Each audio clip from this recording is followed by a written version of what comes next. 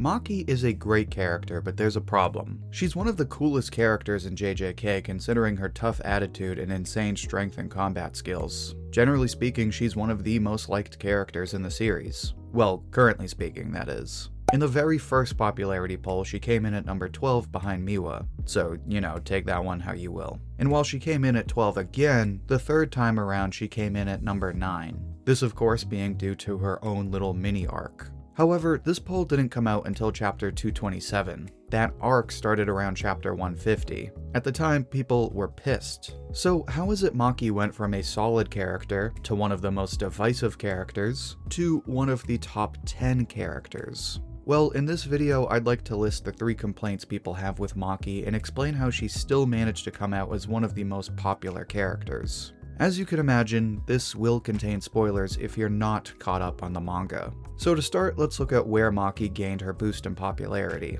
That of course being the perfect preparation arc. A very short arc where there's a few other things that go on, but the one that sticks out the most is Maki's visit to the Zenin clan. Megumi is made head of the Zenin clan, so this should allow Maki to walk right in and grab some cursed tools. So she's like, hey guys, I'm just gonna grab some cursed tools, don't mind me. And then the Zenin clan is like, actually we do mind. So Maki's like, alright, I guess I'll just wipe out the Zenin clan.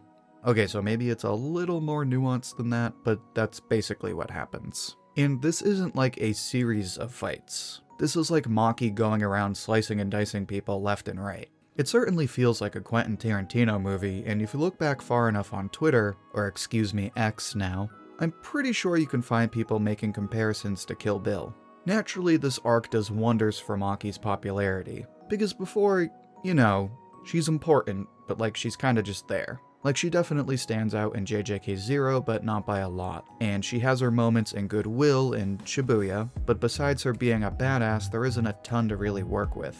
But this arc makes her even more of a badass, gives her a brand new design to go with it, and fleshes out her character by building on her relationship with Mai. So as the restyled badass with new depth, a lot of people had a newfound love for Maki. But, like I said, a lot of people had a newfound hatred as well. Now, how this could ever happen might seem puzzling considering everything I just listed, but at the time, these were some pretty reasonable complaints. There aren't a ton of them, naturally, but they're legitimate enough to warrant hating this character. And when you look at why people don't like her, it really boils down to 3 issues. One of them has to do with Toji, but we'll get to him towards the end of the video. The first complaint is one that you might not think of now, but at the time made a lot of sense. Namely, that this whole mini arc comes out of nowhere. Granted, sometimes people mix this with a complaint for the entire arc as a whole, but there were people who felt that Maki's visit to the Zenin clan comes out of nowhere. And even now, I can see where people are coming from. The whole arc is only about 10 chapters, and the part with Maki is only about 5. Considering it's the annihilation of the strongest clan in the series, the fact that it happens in 5 chapters as a result of Maki casually strolling into their headquarters with no real intent of actually doing anything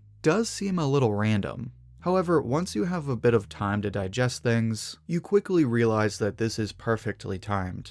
It happens pretty much right after Shibuya and the death of Naobito. Then it's quickly teased at with the introduction of Naoya and the announcement about Megumi. So it does not, in fact, come out of nowhere. I can see where it might feel abrupt, but it's built up to. And while it might feel short, it hits just about all of the major points it should have as far as Maki's character arc and her connection to the Zenin clan. So while people are entitled to their opinion, it's one that's sort of become outdated over time as most people have realized it's really a non-problem. So let's move on to the second complaint. This is one that's changed over time as well, but is certainly more divisive.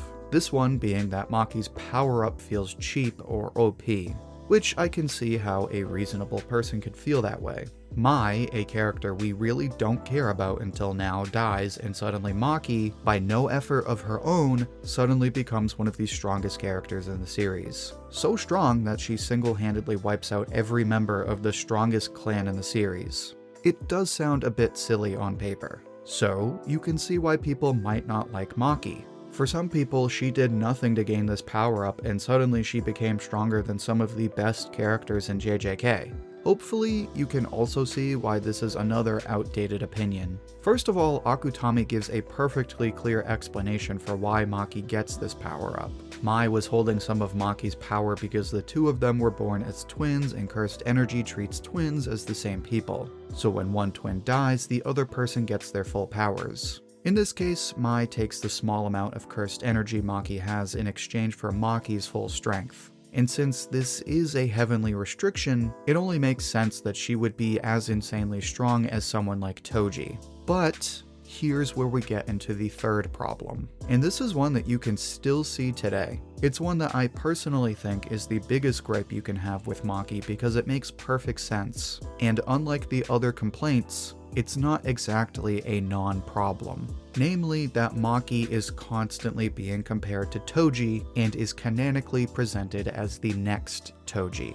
Now, there's two sides to this. There's one side that says this is pretty cool, because if you already like Maki, then it's cool to see her compared to a character like Toji. And if you like Toji, then you might enjoy seeing his spiritual successor. But then there's the other side that loves Toji so much that they find the whole Maki thing annoying. Which, to be fair, is pretty reasonable. Like, Toji is a one-of-a-kind character. He stands out right away and is one of the most iconic characters in manga, never mind JJK. He has this charisma and edge that separates him from every other character. So to have him die and Akutami constantly be like, hey, so this other character is just like Toji? Yeah, you can see how that might make Toji feel kind of cheap.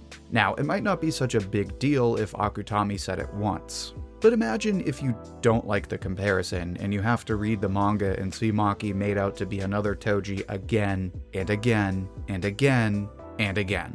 It's shoved in your face, so if you're not a fan of it, then it's only natural that you'd get annoyed with Maki and hate her as a result. Again, I cannot tell you that this is a non-problem. I love Toji, so if this is annoying for you, then I totally get it. But here's where I feel like the hatred is a bit misguided. Most people think the comparison is pretty cool. That is because most people understand that it is only a comparison and that Maki isn't literally the next Toji. Whenever Maki is compared to Toji, it's never like, oh my god, she's just like Toji. It's more like, oh, this reminds me of Toji. She has her similarities, but Maki is still her own character with her own story. And the funny thing is, this is only a problem with Maki. 10-something chapters ago, Gojo was wearing a tight black t-shirt and baggy pants and everyone was saying how it was pure genius. One character does it and it's genius. Another character does it and it's annoying. And it's only annoying with Maki if you take things too seriously or you have other problems. Like say you feel like Maki's power-up is cheap. You might be like, there's no way she's like Toji, she never had to earn it. It's like, no, she only had to bust her ass to become a sorcerer with no cursed energy. And that's why a lot of this hate has sort of died out over time. In fact, part of the reason I made this video is because of a comment I got recently where I mentioned that people used to hate Maki, and someone was like, wait, people hate Maki? Maki's a divisive character? The thing is, at the time, things were fresh and people were being reactive. You know, as manga readers on the internet do so well. But almost 100 chapters later, most people don't care. At most, the average person might feel like the Toji comparisons are slightly unwarranted. But most people think perfect preparation is just fine. And better yet, just about anyone will tell you that Maki's visit to the Zenin clan is one of the best scenes in manga, and that her new design is badass. It was really just a matter of time before the majority of fans came to realize just how cool she is. And that's why, despite being one of the most divisive characters, Maki is still one of JJK's best characters. And that's it. So, now I'd like to hear what you think. Is Maki really that great, or is she really overrated? Share your thoughts and see what everyone else has to say down in the comments. I'll pick my favorite and share it as comment of the week on my community tab. And if you'd like another discussion like this one, then make sure to check out my video on Ouji. In that video, I explain why Ouji is a great main character, even though he's kind of on the sidelines. You can find it in the playlist linked right here. Until then, thank you for watching, and I hope to hear from you soon.